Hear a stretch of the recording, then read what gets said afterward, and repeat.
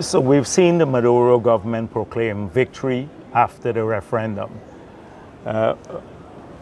I believe that the consequences are disastrous and the outcome is disastrous for Maduro. We knew that once the referendum went ahead, that they will succeed in getting a yes vote. Venezuela, for the past 50 years at least, has been telling the people of Venezuela that Essequibo belongs to them.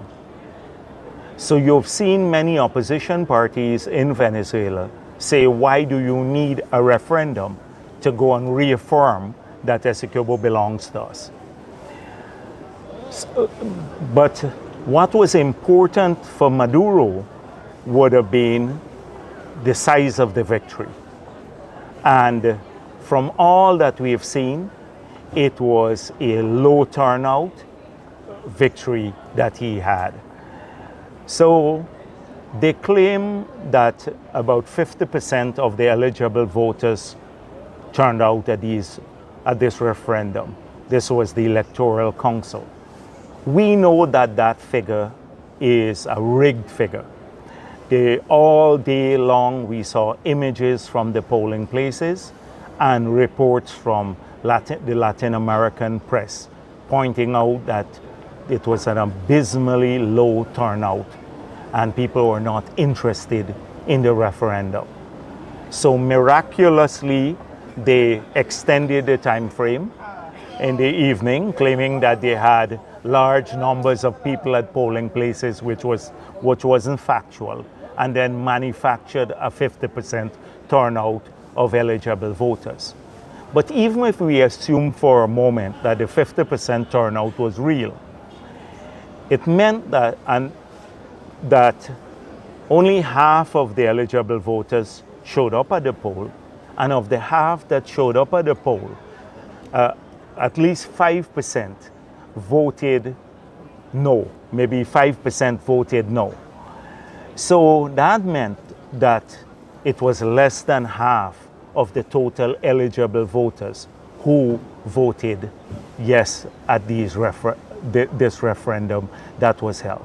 That cannot be seen as a mandate. That cannot be seen as a victory, especially in light of what I said earlier, that they've been hyping people up, these major campaigns they've had, and then the historical fact that they've always told people, lied to them, the Venezuelans, that Essequibo belonged to them. So we believe that Maduro had no choice but to rig the outcome, and he had no choice but to claim victory. But in fact, it was a defeat, given the low turnout. People just rejected that. They saw it as a distraction from the electoral problems that Maduro faces at home. In court during the hearings, Delcy Rodriguez has said that whatever the outcome, that the Venezuelan government wouldn't turn its back on what comes out of the referendum. Yes. How does Guyana deal with that? Well, Maduro has been saying to the leaders that he has no intention of invading Guyana. He said this to CARICOM leaders and to all of those who spoke with him. We have had the opportunity to speak with many of those leaders here at COP, and they've all said in their conversations with him, this is what he has said. The lawyer to the ICJ said the same thing. Delcy Rodriguez said they're not going to turn their back. We don't believe on the outcome. We don't believe they have a mandate for anything. And secondly, that they will invade Guyana. And if you look at the assessment done by CNN and many international bodies, they believe too, because they speak to a lot of people in Venezuela, in the military, in the US intelligence circles, people believe that Venezuela will not invade. But we cannot, the leadership in Guyana cannot just take assurances from the Maduro government that they will not invade the country, even if that is so. we have to be prepared for any eventuality, and we must not let our guard down or let ourselves be less vigilant. We have to be very vigilant in this upcoming period because the Venezuelan leadership has shown itself to be very unpredictable. And therefore, that is why we have been working with our partners to ensure that we enhance defense cooperation. That should the worst outcome happen, that we can defend our country by all means necessary. What does defense cooperation mean? Defense cooperation means defense cooperation. It means that we are engaging, we are coordinating efforts. Those who are engaged with us are working with us to build our capacity, or not just planning capability, but to look at protecting our territorial integrity. We are not a belligerent country, and we are not one that will threaten Venezuela. So we are acting purely in a precautionary manner and in a defense capability.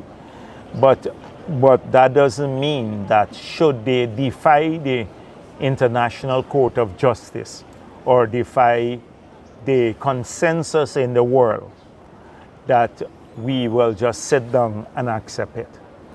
And therefore, this is defense cooperation means preparing for the worst outcome.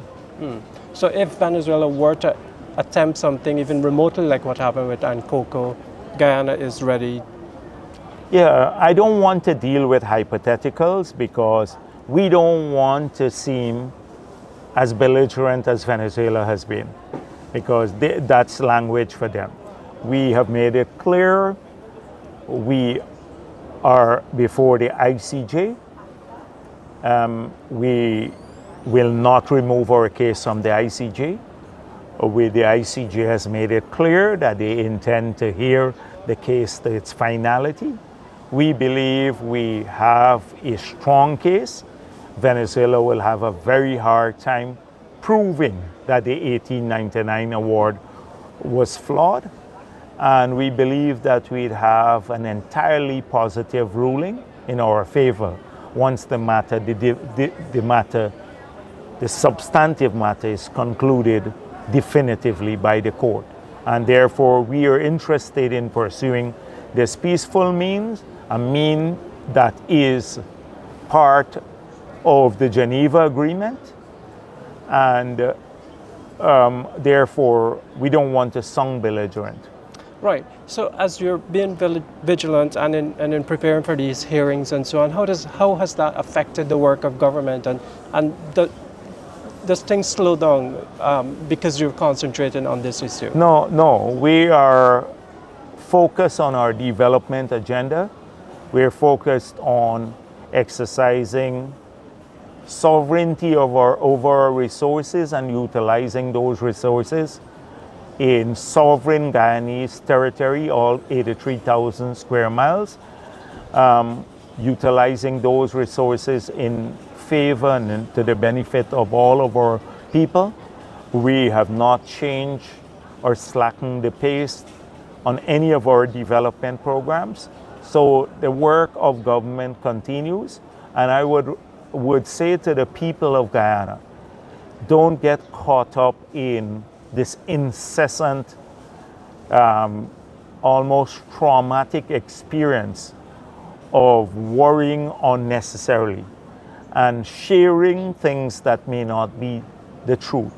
Just last night, the Guyana Defense Force had to issue a statement. People were circulating that a flag was raised over our territory.